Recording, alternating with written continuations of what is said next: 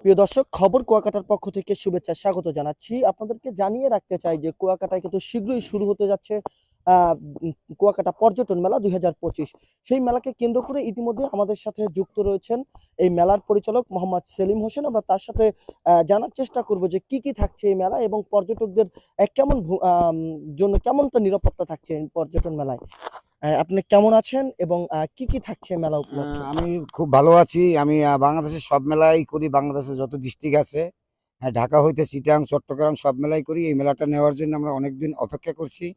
ইনশাল্লাহ আমরা মেলাটা পেয়েছি। আশা করি এই মেলাটা খুব ভালো হবে। অনেক দিন, অনেক বছর পরে, মানে কুয়াকাটা হওয়ার পরে মনে হয় মেলা হয় নাই। আমরা বিশাল একটা মানে নিয়েছি, উদ্যোগ নিয়েছি যে মেলাটা ভালো হবে। আর এখানে থাকবে বাচ্চাদের বিনোদনগুলি, সার্কাস থাকবে, বিভিন্ন আইটেম থাকবে। আর এই যে শীতের কিছু কাপড় থাকবে, ব্লেজার থাকবে, কম্বল থাকবে। আর যেগুলি আপনি মার্কেটে পান না ওই সব জিনিস ঢাকা বাণিজ্য মেলার দোকানগুলি এখানে আসবে। বড় বড় দোকান আসবে, পেভিলিয়ন আসবে, ঢাকা চটপটি হাউস আসবে। মানে বিভিন্ন ধরনের এখানে আইটেম আসবে ইনশাল্লাহ। আর কেনাকাটার জন্য এখানে অনেক মাল ডিসকাউন্টে বিক্রি হবে। যেগুলি মার্কেটে বেচে মনে করেন 800 900, এখানে 500 700 দিয়ে পাবে। কেন পাবে? এখানে বেশি বিক্রি হবে আর সেল বেশি হবে, এই জন্য কমাই বেচবে দোকানদাররা।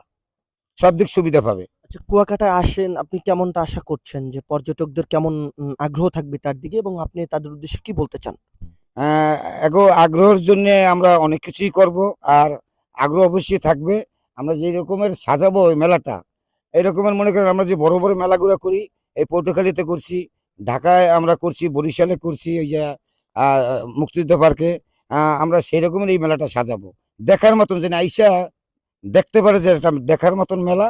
আর সবাই যেন আসতে পারে। আর নিরাপত্তার জন্য আমাদের পুলিশ থাকবে, আমাদের ঢাকার সিকিউরিটি গার্ড থাকবে, সিসি ক্যামেরা থাকবে, গাড়ি পার্কিংয়ের ব্যবস্থা আছে। মানে সুব্যবস্থা, কোনো ঝামেলা নাই। অনেক দূর থেকে আসিয়া 4 দিন 5 দিন থাইকে এনে মেলা উপভোগ করতে পারবে, কেনাকাটা করতে পারবে ইনশাল্লাহ, আশা করি। প্রিয় দর্শক, যেমনটা শুনছিলেন তার মুখ থেকে, অর্থাৎ কুয়াকাটায় এই প্রথম কিন্তু পর্যটন মেলা অনুষ্ঠিত যাচ্ছে এবং সেটি কিন্তু একেবারে ব্যতিক্রম ভাবে সাজানো হচ্ছে। তা এই মুহূর্তে আমি তাদের সাথে আরো কথা বলার চেষ্টা করব। আমি আসলে একটা কথা বলবো কি, এখন বিভিন্ন জেলা থেকে দোকানগুলি আসতেছে আর আসবে। আমাদের 50% দোকান এখানে হয়ে গেছে। আর যারা দোকান নেওয়ার ইচ্ছুক আছে, আমি সেলিম চৌধুরী, মেলার পরিচালক। আমার সাথে যোগাযোগ করলে দোকানগুলিও পাবে। আর আমরা শুভ উদ্বোধন আশা করি 8 তারিখে ইনশাল্লাহ আমাদের উদ্বোধন হবে ইনশাল্লাহ। আল্লাহ হাফিজ।